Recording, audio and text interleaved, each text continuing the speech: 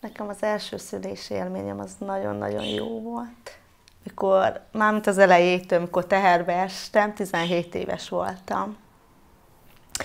Már akkor összeköltöztem a mostani párommal, de én mikor megtudtam, hogy terhes vagyok, hát én annyira vártam, hogy jaj, hogy most én is anya leszek, hogy ez valami borzasztó. És hát úgy volt, hogy a párom is annyira örült, hogy mikor megtudtuk, felmentünk édesanyáméknál, ott is beszélte, hogy jaj, a Zsanett terhes, meg így, meg úgy, meg amúgy. Na, de az nagyon jó volt. És mikor elérkezett az, hogy szülni kell menni, hát én 2 nappal ezelőtt elkezdődött a fájásaim. Az ilyen jósfájás volt, de a 3. napon, kora reggel, 6 órakor úgy elkapott, hogy már mennem kellett a kórházba. Szülőszobára föltett, nem is tettek föl elsőnek, megvizsgáltak. Lefürödtem, ilyen fél 8-kor felkerültem a szülőágyra, ilyen fél 9 órakor már nagy fájásaim voltak, akkor durva volt, rám kötötték az infúziót is. Az nem volt olyan nagy élményem, az nagyon rossz volt, nagyon fájt. Szagítottam még a hajamat is, úgyhogy az nagyon durva volt. De már mikor megszületett a babám, ilyen 11 óra volt, már akkor megszületett. Ez nagyon jó érzés volt, én mikor megláttam, kislány, az első gyermekem, mikor megláttam, hát csak sírtam, hogy úristen, azt hittem, hogy nem fogom kibírni, de mégis. De mikor már megszültem, és elvették tőlem, és vartak össze, hát az valami borzasztó volt. Olyan heget hagytak, hogy úgy bevágtak, hogy végem volt. Én arra 2 hónapig nem tudtam ülni. Úgyhogy az elsőnél nagyon megszenvedtem. Ezzel a vágással. Annyira fájt a varratom, hogy beleestem a depresszióba, itthon is, meg a kórházba is. Mert én nem romákkal tettek engem össze. Magyarokkal tettek engem össze, engem az is kibuktatott, mert nem szóltak hozzám, nem foglalkoztak velem, olyanokkal voltam egybe. Úgyhogy depis lettem. Tényleg. Nem is akartam még azt, hogy a Petrát lehozzák hozzám, mikor bent voltunk a kórházban, mert annyira fájt a varratom, hogy nem bírtam ülni, állni, és olyan rossz gyerek volt, hogy csak sírt. Ővele is foglalkoznom kellett, hogy sírt folyamatosan. És akkor engem ez is kibuktatott, hogy vele kell foglalkoznom, azt nekem is bajom van. Úgyhogy egyedül voltam, magamba folytottam mindent, meg hát első babánál igaz, nem tudtam, hogy mit kell vele csinálni a gyerekkel. És nem segített senki. Úgyhogy ennyi. Az is szar helyzet volt. Azt mondták nekem, hogy megtanulja. Ennyi volt. Tanulja meg most már. Ennyi. Semmi. De úgy sírt a babám. Nem volt tejem se egyébként. És mondtam neki, hogy itassuk már meg tejával. Jó, itassa meg pohárból, de mondom, én félek. Nem, meg kell tanulni. És akkor, hát én meg nagyon féltem, én nem mertem.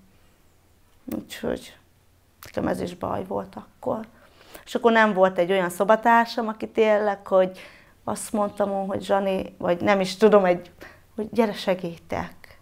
Azért már nekük nem az első babájuk volt, én olyan idős asszonyokkal voltam, hogy már nekük nem az első babájuk volt. És akkor nem segítettek semmit. És akkor voltak egy-két kijelentéseim, amit már meg is bántam ott egyből, de utána már jött a nővérasszony, a kismama, vagy azt mondja, anyuka, ez el fog múlni, higgye már el. De el is vitte tőlem a gyereket. Mert olyan jelentéseket tettem ki, hogy durva volt. De már mikor, mondom, hazamentünk a kórházból, ott már volt segítsége. Mert édesanyám is elvitte, az anyósom, meg hát a párom, ő is foglalkozott vele sokat. És akkor így már csak magamra tudtam figyelni. Úgyhogy szép lassan helyre jöttem belőle. De a kórházban ottan kibuktam tőle. Így mondtam is olyan dolgot, hogy nem kell nekem ez a baba, vigyék el tőlem. Úgyhogy az ott volt, igen.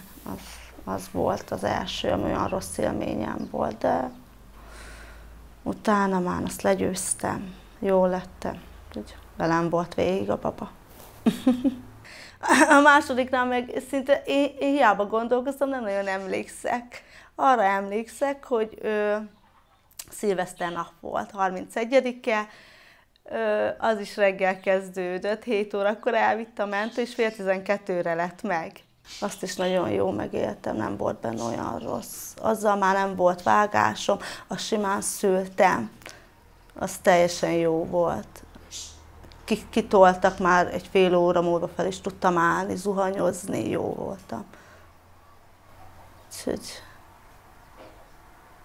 most nem tudom, melyik gyerekkel volt, hogy kicserélték, mikor hozták nekem, de talán ez a Bencével, a harmadikkal volt. Hát a harmadik, a Bence, ővele voltak problémák, mert előtte befektettek engem a terhes patológiára. 10 napig bent voltam, még megszültem. Csak azt nem értettem, hogy miért. Úgyhogy nekem az egy kicsit durva volt. Olyan napom nem volt, hogy ne sírjak. 10 napig. Ó, Istenem, már mikor lesz meg, mikor engednek, és nem engedtek haza. És nem volt semmi probléma. Úgyhogy de a 10. napon megszüleztettek. Nem voltak fájásaim. Bejött egy orvos, megvizsgált egy reggel. Azt mondja, mi az, hogy még maga itt van, miért nem a szülőszobán? Mondom, mert hát azt mondja, már teljesen azt mondja, a gyerek lent van, utána meg ultrahangozott, azt teljesen nem hallom a gyereknek a szép hangját. Úgyhogy fel is vittek a szülőszobára egyből. Úgyhogy az is nagyon hamar lezajlott, mert úgy tett a főorvos, hogy a szülésznőnek, hogy egy fél órán belül szülesszék meg a kismamát. És az úgy is volt, 7 órakor föltettek a szülő, ágyra fél 8-ra meg lett. Igen, úgyhogy ő vele is nagyon jó. Mármint a szülés. Ugye egy fél óra alatt megszület, pedig nem volt fájásom. Ők. Olyan, hát nem tudom, mit adtak, ami adta a fájást, és akkor jött a baba. Na mondom, azért még már 2 gyereket szültem, de még ilyen nem volt, hogy fájás nélkül beszültem. Annyi, hogy nem hallották a gyereknek a szép hangját, és véltek, hogy valami baja lesz. És akkor inkább ők rám kötötték az infúziót, mindent, és akkor jött a baba. De az olyan élményem volt, hogy rám tették egyből. És akkor mondja a szülésznő, Zsani, el ne engedje a babát, mert csak ő volt ott. Nem is értem, hogy miért a szülésznő. Ő szüleztet, és egyedül volt. Azt mondja, magára teszem a babát, de azt el ne ejtse, hogy még levágom a köldögzsinót. Az olyan jó volt. Akkor rám tette, jó, olyan meleg volt. Igen, az elsőnél a Petrát nem is tették rám. Elvitték, hát szerintem megfürdették, vagy én nem is tudom, mit csináltak vele, egy ilyen 15 perc múlva hozták vissza. És akkor úgy tették rám, úgy adták a kezembe, hogy fogjam.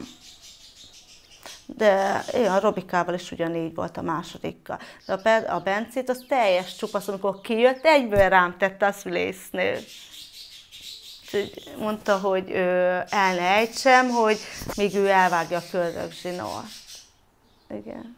Őt éreztem úgy, hogy egy olyan jó meleg volt. Az is nagyon jó volt. A lepény is jött egyből. Nem volt ilyen problémám, mint a mostani szülések, amit én is kísérek. Olyan sok probléma van. Azelőtt nem volt ennyi. Az orvosok is ott segítettek, ahogy tudtak. Legalábbis én úgy vagyok vele, hogy nekem tényleg nem volt olyan rossz élményem. Az orvosok nem beszéltek velem rosszul. Úgy, hogy most jaj, minek szül, 18 éves, meg így, meg úgy, nem.